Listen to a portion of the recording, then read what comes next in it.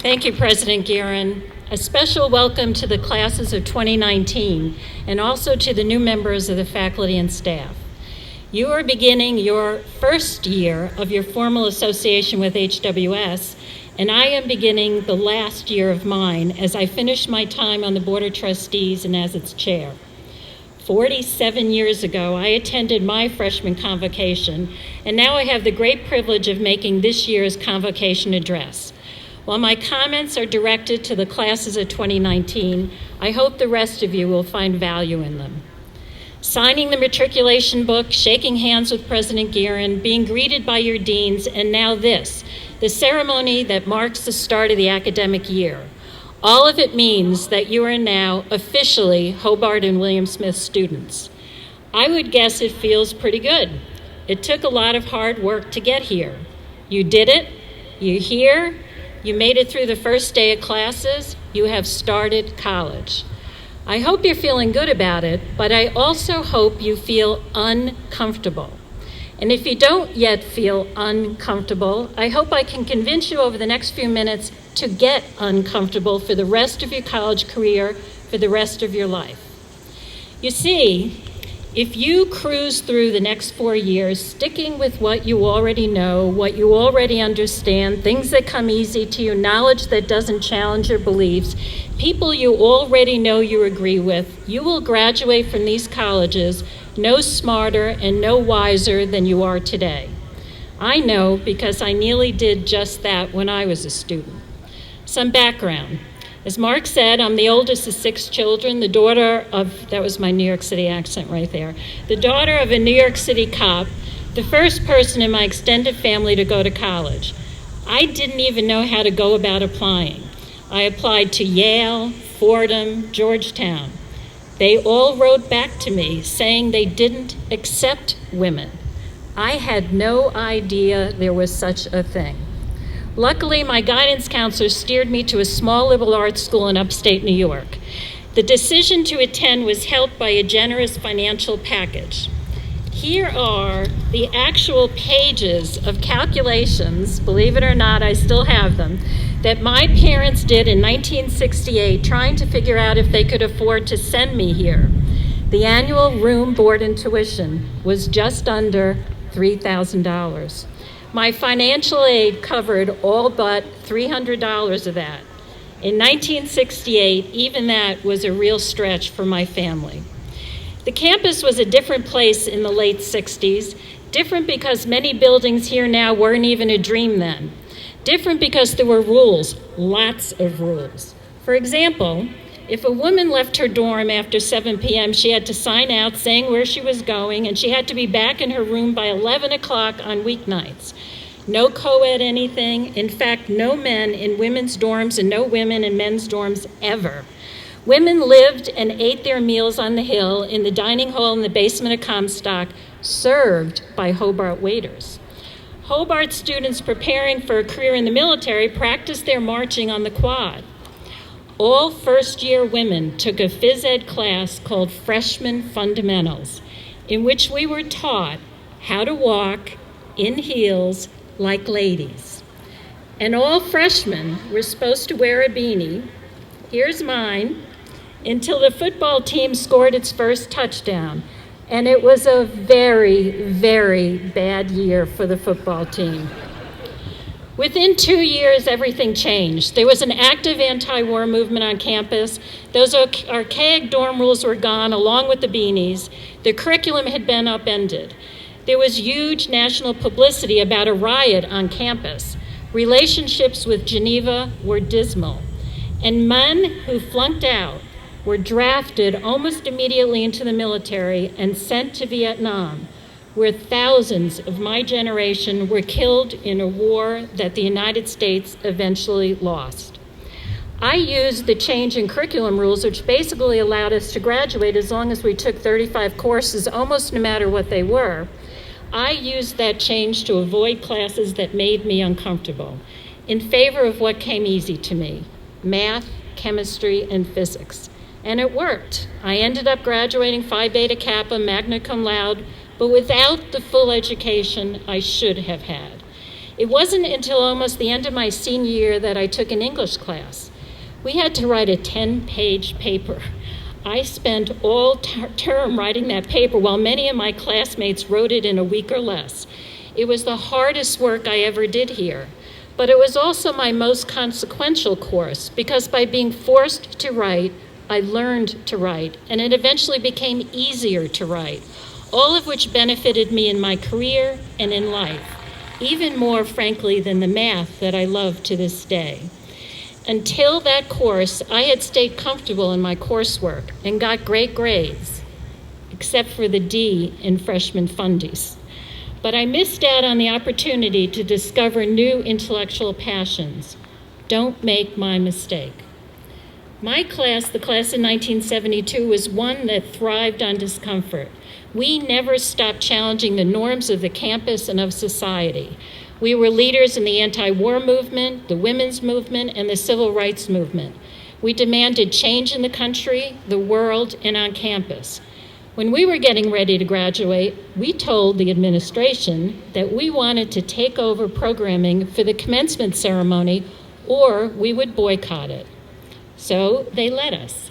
We marched in as one class, not separated by college, and did it to the Beatles' Let It Be. We had the first student speaker, now an important commencement tradition, and we awarded diplomas to each other, announcing the next person's name, handing them their diploma, because we thought we had learned so much from each other and wanted to recognize that. The minutes of the Board of Trustees meeting the following fall reported, and I quote, "The campus is much quieter now that the classes of 1972 have graduated." We were a class that created discomfort. My challenge to you is to be uncomfortable. Start right now. At my convocation, the speaker said, "Look to the left, look to the right. One of you won't be here next year." That was a terrible way to start college, but I want you to do something similar. Right now, look to the left, look to the right, past the people that you're sitting with. Pick out somebody you don't know. Go to them at the end of convocation. Introduce yourself. Go have dinner with them. And when you do, sit in saga on a table that's far from where you usually sit. You see, you didn't just come here to learn facts and acquire information. You came here to be part of a community of people, professors, deans, advisors, coaches, staff, fellow students, people who want to help you become an educated person, become wiser, have worlds of experiences, and prepare to lead lives of consequence. There are people who came here before you who have had those lives of consequence. A common element is that they did so at first by being uncomfortable about their journey, their challenges, maybe about their fear of failure. And I want to tell you about just some of them because they are your history now. Almost 200 years ago, Hobart College was founded as Geneva Medical College.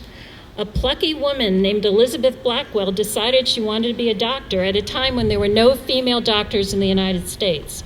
She applied to 22 medical colleges, and only Geneva accepted her, but in a non-traditional way. Because her application was so outrageous, the dean had put it up for a vote of the students. Those students thought it was a gag and decided to retaliate against the dean by unanimously voting to accept her. And she showed up. Imagine how uncomfortable she was. But if you look closely at the statue on the Hobart Quad, you will see her words. "I cannot but congratulate myself on having found, at last, the right place for my beginning." Here's another. In the early 20th century, Hobart College was having some financial problems. Lore has it that Geneva businessman William Smith offered to donate $500,000 if the college admitted women. Hobart rejected the offer. So in 1908, William Smith established William Smith College adjacent to Hobart College. Over time, it became a coordinate arrangement, but you likely wouldn't recognize it today. The two colleges shared facilities and teachers, but classes were conducted in duplicate. Women students weren't even allowed on the Hobart Quad. Eventually, the impracticality of the arrangement caused changes. Classes became co-ed, commencements were held jointly. Women could cross the quad, but had to wear skirts when doing so. The coordinate model was evolving. For many years, the coordinate system has allowed the colleges to push the envelope on societal changes. When women weren't expected and certainly not encouraged to have careers, our two student governments ensured that women always had a place at the table for governance issues and leadership opportunities. Men knew that to be true here and went out in the world expecting it to be true there. Women demanded it here and went out in the world demanding it there. When I started my career, and for many years after, I was often the only woman in the room or the first woman promoted to higher levels of responsibility. Because I was used to men and women working together here and separately, it never felt unusual. Sure, it was uncomfortable sometimes, but because of my experiences here, it's what I expected, to be given opportunity and to be recognized for my capabilities. The coordinate system keeps evolving as society evolves even today. No longer is gender binary without change, it's fluid. And what better community than ours to explore what that means, what it can mean to society, how we can help society continue to evolve. So that's a little ancient history.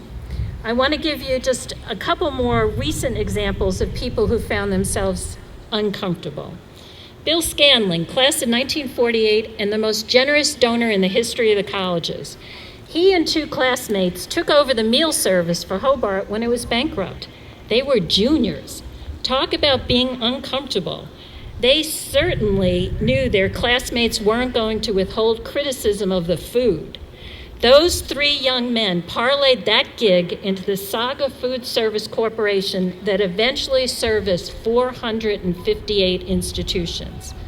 Celeste Lopez, class of 1980, legally blind since she was 3. Nothing she has done in her life has been comfortable. After HWS, she graduated from law school and now is the deputy chief of the Civil Rights Bureau in the Kings County DA's office. She said that at HWS, supportive faculty gave her a lifelong appreciation of optimism and confidence. She never said, "I can't." And because we're in front of Stern Hall, I must mention my friend Herbert Stern, class of 1958. Sometimes you will find yourself in an uncomfortable situation because of who you are, your values, your heritage, your religion, your perspective. Know that you don't have to give up who you are and what you love in order to succeed. As one of the few Jewish students on campus in the 1950s, Herb certainly recalls sometimes feeling uncomfortable and isolated. When he was here, all students, regardless of religion, were even required to attend chapel. He went on to have a storied legal career with books written about his exploits. From his uncomfortable experiences came a hunger to succeed, and years later, the gift to fund the construction of the academic building behind me that bears his name. So, you are here to have worlds of experience and to prepare to lead lives of consequence. My challenge to you is to do so by being uncomfortable. You're going to start by meeting that person you just looked for. You're going to do it by taking some courses you think you couldn't possibly like or benefit from. You're going to do it by joining a club or activity that you could never have tried before. You're going to spend time getting to know at least one of your professors every term really well. And you're going to sometimes sit at a different table in the dining hall with people you don't know. You're going to partner with members of the Geneva community to apply what you're learning in the classroom to the real world.